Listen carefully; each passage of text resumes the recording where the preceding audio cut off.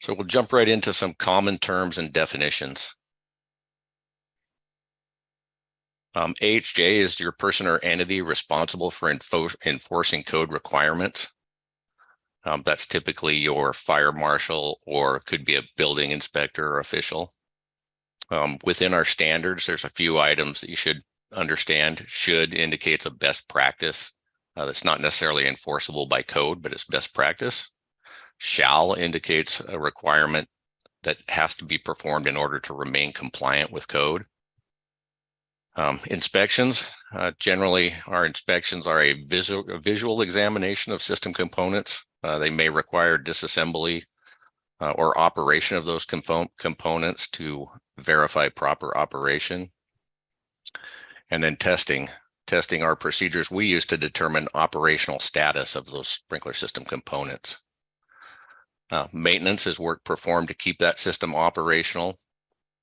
And then we jump into deficiencies, which we have two types.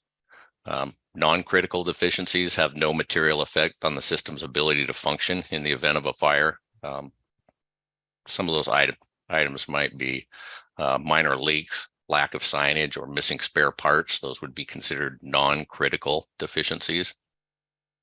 Critical deficiencies have a material effect on the system's ability to function as intended. This might include obstructions, painted or damaged sprinkler heads, failed supervisory devices, or anything else that could negatively affect the performance of the system. Then we have impairments.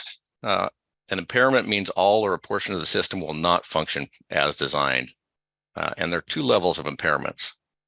The kind I'm sure most of you don't want to see as building managers or owners are emergency impairments.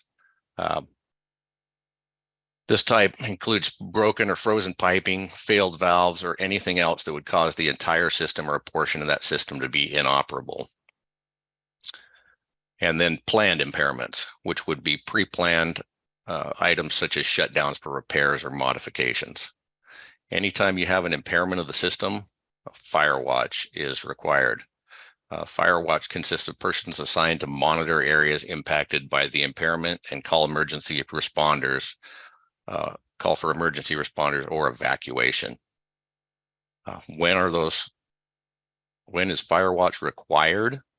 So fire watch is required anytime that the alarm system is out of service for more than 4 hours in a 24-hour period, or your sprinkler system is out of service for more than 10 hours in any 24-hour period. Fire watch is the responsibility of the building owner or manager if their system is impaired.